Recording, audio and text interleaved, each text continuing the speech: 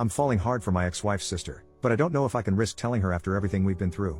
I, 32 am finally at a point where I can't stand this anymore. I've been in love with this woman, 27F, for a very long time, maybe a couple of years at this point, and I'm not sure if I should just kill it or attempt to make something with her. I met my ex-wife, her sister, when I was 23 years old, and the relationship developed very quickly, and by 26 I had my son and daughter and had gotten married. However, within months of being married my ex-wife had an affair, but worse than that, the man she cheated with had gotten her into heroin. After confronting her on this, she said she was going to get help, but instead she left in the night. I haven't heard from her in 4 years, and last I've heard she's still with that guy and are homeless in Las Vegas. Not sure how true that is, but being focused on holding it together for the kids, I really don't have the time to chase her down, nor do I even want to after what she pulled. I ended up getting a divorce in absentia. I did however maintain a very positive relationship with my in-laws after the fact. Every other weekend my kids stay over with their grandparents on that side, and they pretty much treat me like a son still. I still go to parties at Christmas and I'm reasonably liked by the family. Nobody talks about my ex anymore, mainly to not worry my kids. My oldest, my son, is very hurt by his mother leaving. He's 9 now and I've had to get therapy for him after he told me he hoped his mother was dead. She had been getting verbally abusive towards the end, which was when he was around 5 or 6. Anyhow, in the year following my ex leaving, her sister and her boyfriend had started coming around a lot to see the kids. They knew I worked a lot and would babysit and call it practice, as they wanted to have children of their own. My kids loved them and were spoiled by them, which I didn't mind because we all needed a little positivity. They got married and were very in love. However, her husband was unalived in a workplace accident shortly after the birth of their daughter. It has been extremely rough and painful for everyone involved, as one can imagine. I followed my sister-in-law's example and began to take her daughter to give her time to herself if things got too hard to deal with or she needed alone time. She's been in grief counseling for a few years, but she still wears her ring and has told me she can't ever imagine dating again. I talk to her about him frequently and she's gotten to a better place, but she's still very much in love with him. I can't imagine that sort of pain. Over the last 2 years we've been a more constant figure in each other's lives. My kids love their aunt and I have her over for dinner a couple times a week. My daughter and her daughter have become close and love being around each other, so they have sleepovers. I've moved on from my ex by this point, but the idea of dating possibly someone dangerous as their mother has kept me out of the dating scene. I don't know when it happened, but slowly I began to get soft on my sister-in-law. She's a great mom for what she's had happen to her. She's one of the sweetest people I know and her sense of humor always leaves me laughing and happy. Then I started realizing that I'm physically attracted to her. I've always felt kind of guilty about it because her late husband was a good friend, and since she's obviously is still grieving, so I've kept it to myself. Since COVID started we've been together a bit more because social distancing has had us lose contact with most other people. Nothing romantic has ever been discussed and I try not to flirt, but last week it was very late and after the kids went to bed I made us a few drinks. Not enough to get drunk, but she decided she'd rather spend the night, so I took my couch. I woke up to breakfast this morning and the 4 of us felt like the sort of family I've always wanted. She even kissed my forehead, which is not something she normally does. I still didn't say anything, but after she left I found my son quietly playing with his toys in his room. He looked upset, so I asked him if he was alright. He tells me point blank in the way only a kid can that he wishes sister-in-law was his mother. I sat down with him and asked him why he thought that way, and he gave a whole bunch of reasons for being nice to him. That she never yells about anything. He likes seeing her at his grandparents and she draws pictures with him, which I didn't know they did. By the end of it my heart that is already melting for this woman even more wound up. When visiting, dropping them off with their grandparents, I tried to breach the subject with her folks to kind of feel around how people would see. I made a joke about she and I acting like a married couple sometimes, and they didn't laugh and were kind of standoffish. Friendly, but either they know something or they disapprove. It's getting too hard for me to ignore or pretend it's not getting to me. I'm in love with her. Either I've got to kill it and find some way not to think of her, or I have to find some sort of way to navigate through this situation and tell her everything. If anybody out there has any insight on how to approach a widow, especially one who is married to a friend, with this sort of intention, I could really use your help. First update, 2 days later. Oh my god, this really blew up. Firstly, I'd like to thank everyone who gave me advice on how to proceed and ideas and things I could maybe say to my former sister-in-law. What I ended up doing. Shortly after making the first post, I remembered that my children were spending Sunday night over at their grandparents' house, and typically when they do this, my niece, sister-in-law's daughter, will join them. I allow these bi-weekly visits because I think it's important for them to maintain a healthy relationship with their mother's parents. And sister-in-law lets her daughter go because she enjoys playing with my daughter. Well, I realized we'd both have a free night. Normally I'd just game or hit the gym an extra night, but I figured it would be the perfect opportunity to talk to sister-in-law without the kids being around. So I sent her a text saying, "Hey, kids are out this Sunday, was thinking you might want to get dinner." It was a fairly upscale place that reopened 2 months or so ago for outdoor dining. I never ask her out to dinner and we're almost never alone together, or without a child in the other room. She says she'd love to, and so my panic starts setting in because now I've got to actually act on my feelings. I ask her if she'd prefer meeting at my place and taking one car or meeting at the restaurant. She says she'll come by my place first. I'm a bit more cleaned up than normal, dressed up but not overly dressed. She shows up and my god, she's in a very nice evening dress, makeup, not something she normally wears, really looking stunning. I must have been slack-jawed for a second, I had to be lol. We make a little small talk, compliment how we look, but I still don't have my nerve yet and she isn't pushing the issue. Dinner is really wonderful, they had a live jazz group playing.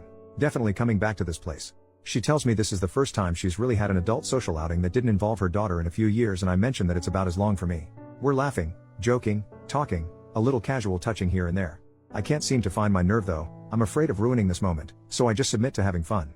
But as we're leaving, my mind snaps and I'm just like, screw it.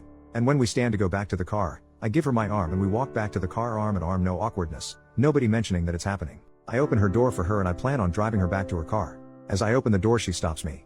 Looking sort of nervous, she just outright tells me to stop and that she wants to kiss me. There was no alcohol at dinner, so this is all her. So I pull her in and we kiss. I can barely describe how wonderful it felt to finally touch her. Well, the kissing goes on outside this restaurant with her leaned against my car for at least a half an hour. When we finally break, we share a few more dreamy looks before we get in the car and drive back to my place.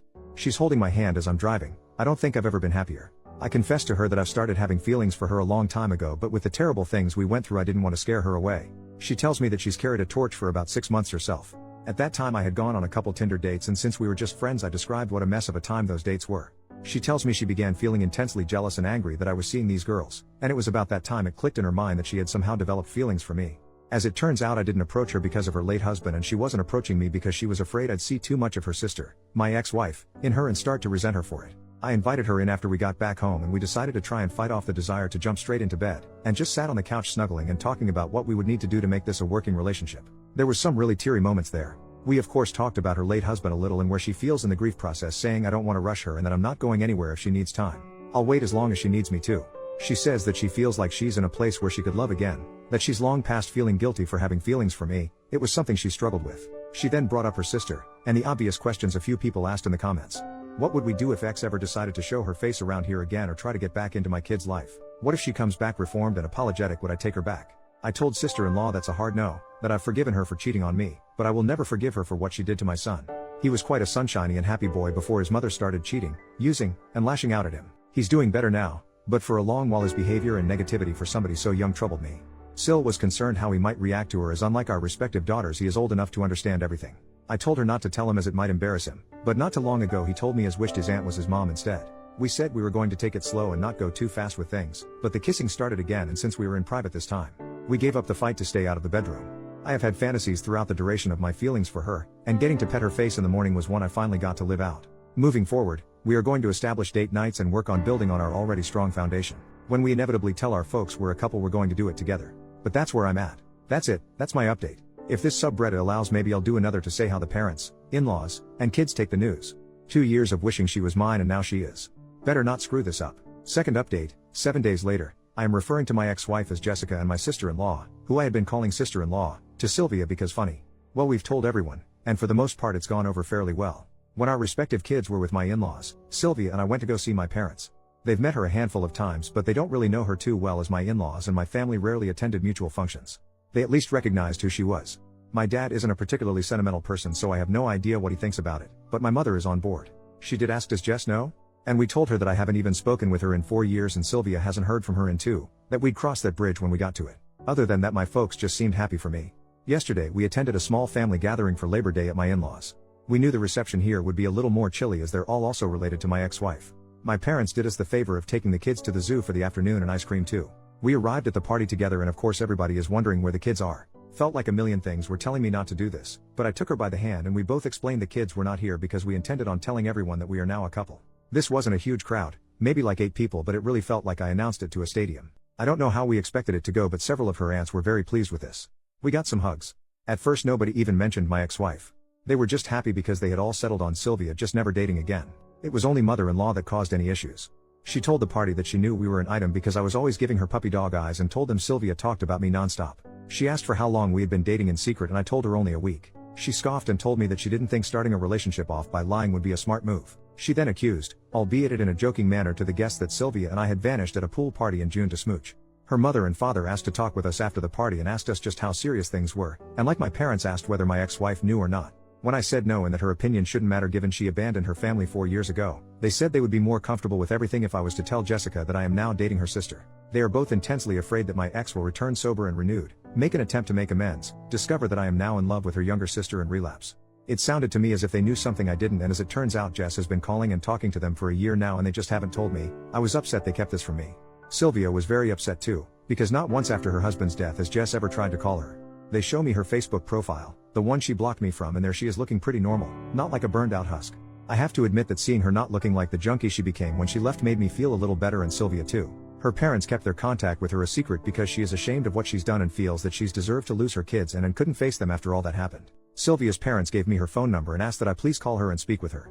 I told her that my feelings for Sylvia are real and there is no chance I reconcile with Jess. Father-in-law seemed to nod in approval, but mother-in-law honestly looks like she was hoping we'd fix things.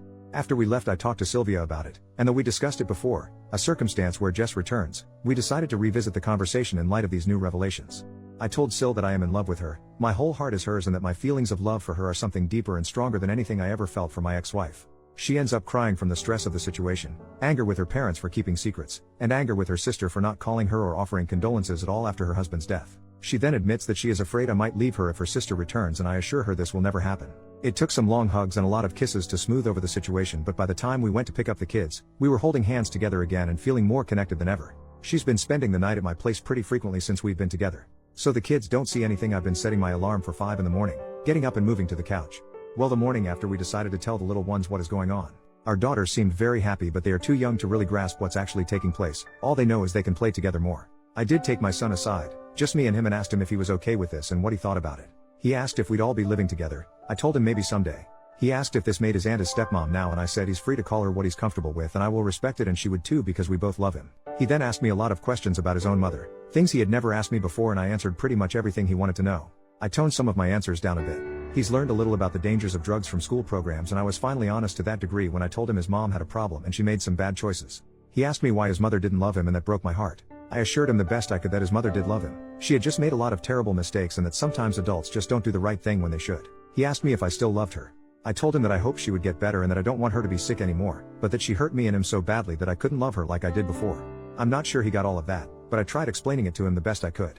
All that aside, he has been so much happier and less withdrawn since Sylvia has been with us, and he's always going out of his way to do all the typical kid stuff to impress her that I did with my own mom. At the end of the day, I still have that phone call with the ex to dread. But, having Sylvia with me, being able to kiss her and hold her at night, it really puts some joy back into me that's been gone for a very long time. I don't think I even knew how unhappy I'd been all these years until I realized how happy she made me feel. We've been doing all the happy young lover stuff. She's been leaving me love letters in my work lunchbox, even little poems, and I had flowers sent to her place of work. She mentioned she had told me that a few of the ladies at work had been trying to get her to ask me out for several months, so I figured the flowers would both make her happy and be a firm thank you to the office girls, lol. Thank you for everyone who commented or sent me messages on the first and second posts. They really made my day and helped me keep my cool to confess to her. Feel free to ask me anything, but I think this just about does it for my updates. Third update, 7 weeks later. What you're about to read is a comment I wrote like last week, and I've just copied and pasted it as it's pretty much good enough to be a post. It details for the phone call with my ex-wife went and a little more info. I did talk to her back in September. I keep going to write an update for this, but life got pretty hectic. I did write like a 10-paragraph update like a month ago, but my laptop crashed and I lost it and got discouraged. The ex-wife is in a much better place and is in recovery. 8 months clean by this point. She finally told me the details of the affair and how things happened, how she got into drugs. Not stuff I really wanted to hear, but she's trying to get her life together, and as much as I dislike the things she's done to me and the kids, I want her to get healthy. I shouldn't, but I worry about her still sometimes. Anyhow, I got around to telling her about Sylvia and she was dumbfounded by it. When I first met my ex, she was 19 and Sylvia was 14, and in her mind she always viewed her as a kid in regards to me, which to be fair I did use to refer to Sylvia as her kid sister. But when she remembered that her sister is a fully grown adult who was married and had a child, that her hinting I was a creep stopped. She did ask if I had feelings for her while I was married, and I denied that. We talked about the kids and she was really regretful and crying throughout the conversation. She has no idea how she'd be able to face them again. I wanted to say something reassuring, but I don't want to give her the impression that I want her in their lives. Cordial, even friendly, but I'm not going to be stupid. She and Sylvia talked for a while too. I didn't eavesdrop intentionally, but from the bits I heard and what I was told, they talked about Sylvia's husband. As it turns out, my ex had gotten arrested for breaking and entering that week and spent it in jail. She didn't even know he passed until a couple weeks after the funeral, and by that point she felt saying anything would make things worse. Things went as well as could be expected. Sylvia, the 3 kids, and I have been spending almost every day together, and I haven't been happier in years. My son and daughter love all the motherly attention they've been getting, and I'm really loving getting to learn more about my little niece. Life's good. Busy, but it's good. Thanks for asking.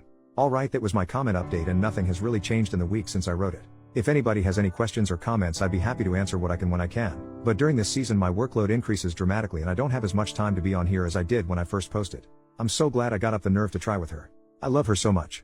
I've been so long without a romantic partner, that I forgot what being in love, or feeling loved felt like. Now that I remember, it's shocking to me I didn't realize how alone and miserable I really was. I mean, for Christ's sake, we played Scrabble last night and for some reason it made me ridiculously happy lol. Fourth update, 1 year later, it has nearly been a year since me and my former sister-in-law, Sylvia, decided to begin dating. I couldn't be happier. We're currently living together and are in the market for a new home. Our children are really benefiting from having two parents around to care for them. Our daughters have begun to call each other sisters and my son is accepted in the same way. They're basically just normal siblings. It is interesting with my son. When he is talking to his friends or teacher he refers to Sylvia as his mom, but when calling her or talking to her he still calls her auntie, and our daughters are the same as I am uncle. It confuses some people we meet, but it's always an interesting story to tell. We haven't had much contact with my ex-wife since my last post, though from what we hear she's doing much better. Has a halfway decent job, a boyfriend, and is keeping clean. I don't like to think about her being reintroduced into my children's lives, but if she continues to be a clean and well-rounded person, it will make it much harder for me to deny her visitation should she seek it. Not just from a legal standpoint, but from a moral one as well. Neither Sylvia and I look forward to that day, but the worries seem way off. Her parents have stopped their prodding into our business and haven't tried to force the ex back into our lives as we feared. Our kids spend the weekend with them now as my two were already doing that beforehand. So Sylvia and I get to spend Friday night and most of Saturday to go on dates and have some alone time. Our mutual friends were all pretty surprised by this and have been very supportive as well. They try to be polite and not mention my ex-wife, but every so often it does come up. Mostly everyone is just happy that we've found happiness together. One side of the family that I failed to mention in all of this was the family of her late husband. As you might expect, her daughter still sees them regularly, and they are very happy and accepting of the relationship. His father even told me point blank that he was glad it was me, because he thought he would hate his daughter-in-law bringing some strange man into his granddaughter's life. We haven't had many gatherings of course because of COVID, but the few get-togethers we have included them, and will always include them. Speaking of her late husband, Sylvia and I have talked quite a bit about our feelings and she's even had me come along to one of her therapy sessions, because despite everything going so well, and the immense and wonderful love we have for each other, his memory and presence will always be a part of our lives. She decided on her own that out of respect for me she had to take her wedding band off, something that caused a lot of sadness as you can imagine. I told her that she didn't need to do this and were we to get married, she's got two hands. After I said this she began to wear it on a necklace instead. She wears an engagement ring now. I don't have any crazy story on how the engagement went down. I didn't spring it on her in some crazy public spectacle, but there were tears and hugs and kisses. If you've got any questions I'd be happy to answer them. Thanks everyone so much for all the positive words of encouragement.